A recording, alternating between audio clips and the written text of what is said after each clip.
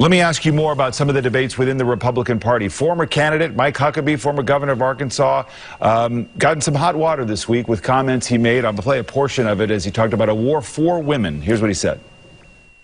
If the Democrats want to insult the women of America by making them believe that they are helpless without Uncle Sugar coming in and providing for them a prescription each month for birth control because they cannot control their libido or their reproductive system without the help of the government, then so be it. Let us take that discussion all across America, because women are far more than the Democrats have played them to be.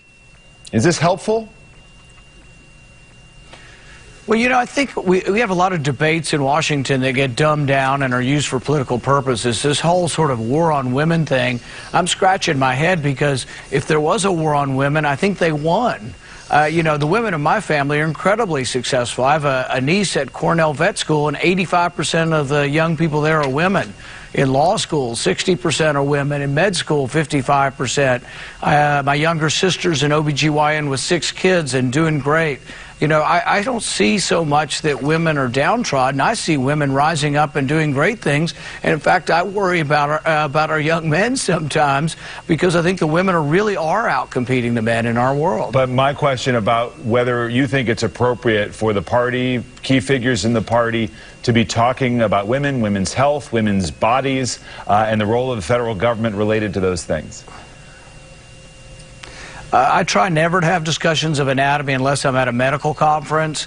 But what I would say is that we didn't start this sort of, I think, glossy and sometimes dumbed-down debate about, you know, there being a war on women. I think the facts show that women are doing very well, have come a long way, and you know, like I say, I have a lot of successful women in my family, and I don't hear them saying, oh, woe is me, this terrible, you know, misogynist world.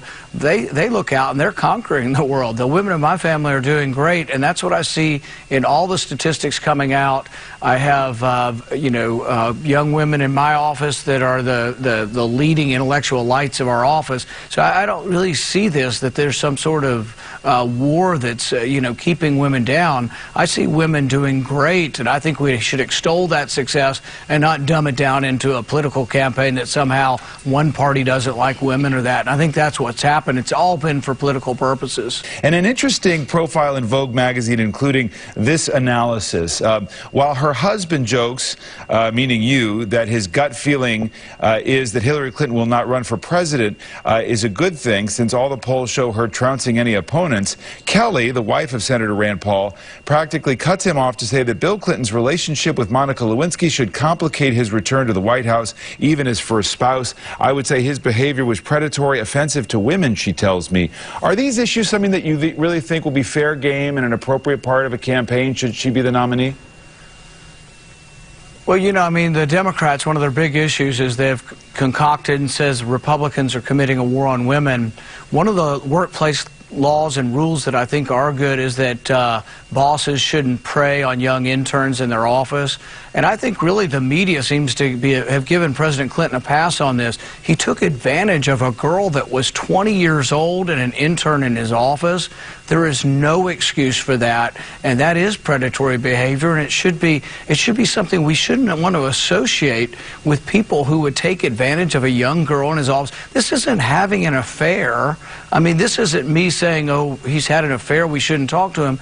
Someone who takes advantage of a young girl in their office, I mean, really. And then they have the gall to stand up and say Republicans are having a war on women. So, yes, I think it's a factor. Now, it's not Hillary's fault. And but it should be an issue. But it is a factor in judging Bill Clinton in history. Right, but is it something that Hillary Clinton should be judged on if she were a candidate in 2016? Yeah, no, I'm not saying that. This was with regard to the Clintons, and sometimes it's hard to separate one from the other. But I would say that with regard to his place in history, that it certainly is a discussion. And I think in my state, you know, people tend to sort of frown upon that. We wouldn't be, you know, if there was someone in my community who did that, they would be socially, we would disassociate from somebody who would take advantage of a young woman in the workplace. All right, Senator Rand Paul, a lot of ground covered, a lot of ground still to cover, and we'll hope to have you back. Senator, thank you as always. Thank you. I want to turn now to the Assistant Majority Leader in the